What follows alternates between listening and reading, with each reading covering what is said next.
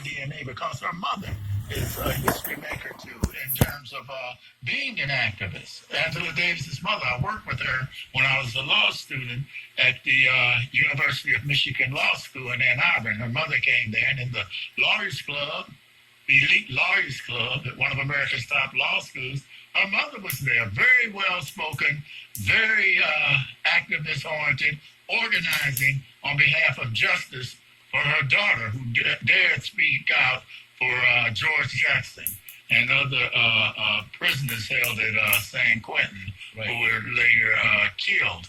But again, without struggle, without the activism, there will be no progress without the conflict. Angela Davis's mother understood that, and certainly Angela did, and now the New York Times is on board, and we've all got to be on board. And I want to stay on that topic for a minute, and Tracy, you can come in here in terms of what Sam said, the back of the bus in the media, and the New York Times having discovered that over the decades, this is the world's most influential newspaper. Lady. Yes, over the decades, that their coverage, obituaries of legendary individuals who have changed the world, have exclusively focused on white men.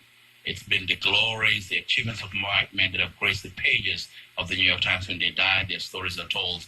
But when it came to women, they were basically underserved in those obituaries, especially for us to know who they are. And today they've basically changed that.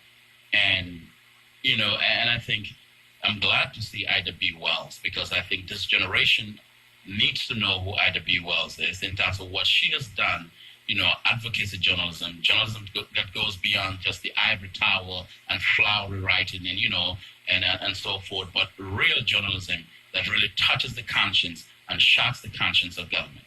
Exactly. I mean, I'm glad to hear that the New York Times, who, has always branded itself as this progressive newspaper, is finally, seeing fit to print obituaries about women who really changed history, like Ida B. Wells, So it's an idea that's well overdue. But I think that the New York Times also has to do a better job of printing news about women's activism, that's happening right now, that's happening today. The obituaries, that's a nice touch as well. But there's a lot going on out here. You mentioned earlier about it would be nice to one day, be able to see a woman sitting on the 11th floor at the Colony Young Municipal Center. Right. Well, this state may very well have another female governor, Right. There's another exciting governor's race. Detroit is yet to have a female. And women have run, and very qualified women have run, but, the electorate has not seen fit to put a woman in that office, right. Unfortunately. But I have hope for the future. But, there's exciting things happening across the country. Look at what's happening with Stacey Adams. In Georgia. Right, in Georgia. She may be the first woman and the first black female to become the governor. Yes, exactly. So very exciting times. But it is important to know the history, because I think that it creates, it ignites the momentum, and it just keeps going and going and going. And we've seen that, with this women's march, the women's convention, I really give it credit, from last year. And we've just seen this wave of activism, and it's not dying out.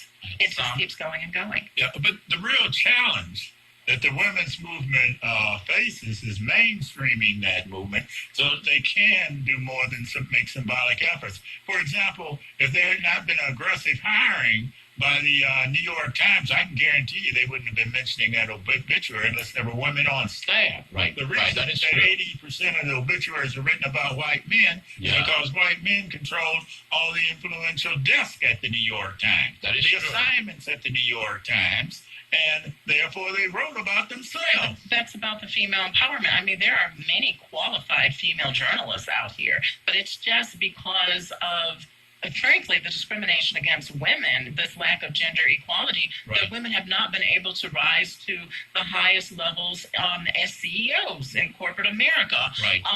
And that includes the New York Times and other major newspapers across this country. So I do think that women are doing a good job with mainstreaming, as you put it. This is a movement that is not going away. You see it And on every level in culture, today's culture, whether it's in America or in other countries, permeating. it is permeating. I mean, It is, even but with look the at the number of Oscars, women the that Globes, supported Donald Trump, for example. that's not going to happen again. Well, it happened. He's It the happened, president. That's true. but it's not going to happen again. I'm saying that there's diversity within the female voice is not a monolithic Oh, voice. absolutely right, not. right, As right. well as it's not monolithic when it comes to people of color, black people, you know. Right.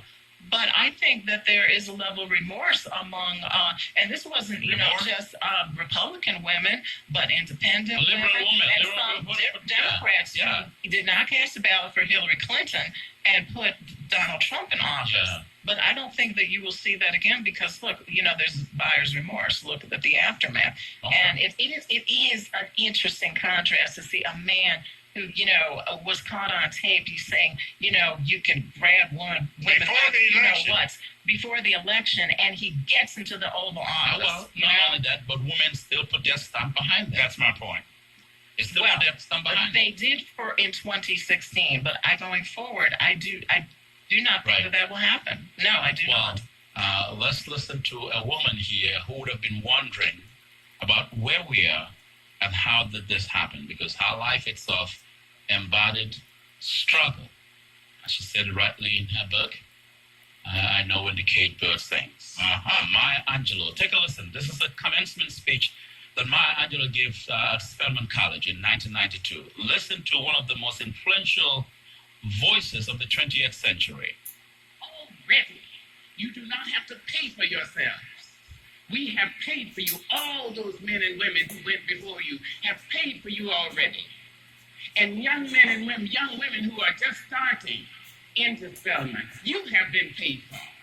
The reason you study, the reason you do the best you can, the reason you stand always as black queens with something of the, as Gwendolyn Bennett said, something of your queenly nature in your walk, remembering something of the sweet poignancy of your slave history in your voice.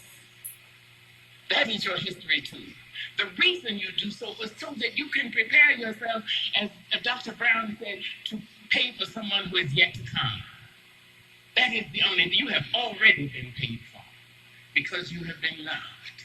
Now, I'm sorry to say, when a number of non-black people write about black people and romantic love, because they are so erroneously informed, they would have us believe that white people make love and black people just have sex. However, look at the love in the literature, in the lore. This is a shred from a 19th century folk song in which a black man spoke of the woman he loved. He said, "The woman I love is fat and chocolate to the bone. And every time she shakes, some skinny woman loses her home."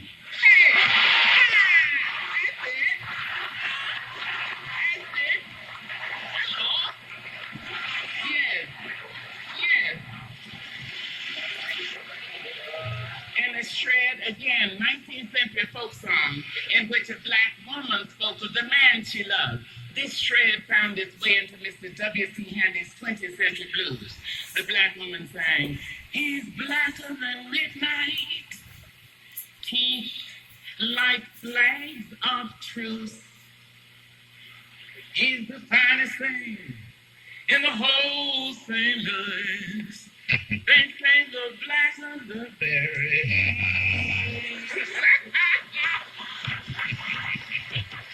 Yeah. Sweeter is the juice. That's romantic love.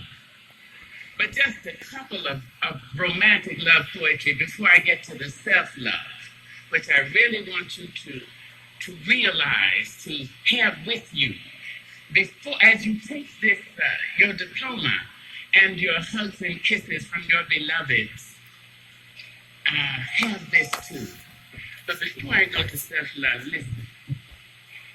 Here's a romantic love poem of my favorite poet. Of course, I'm fickle, so she's my favorite right now. In another 10 minutes, I'll have somebody else. Miss Georgia Douglas John, 19th century black lady poet. She wrote, I want to die while you love me, while yet you hold me fair, while laughter lies upon my lips and lights are in my hair. Yes. I want to die while you love me. Who would care to live till love had nothing more to ask and nothing more to give? No, I want to die while you love me. And bear to that still bed your kisses, turbulent, unspent,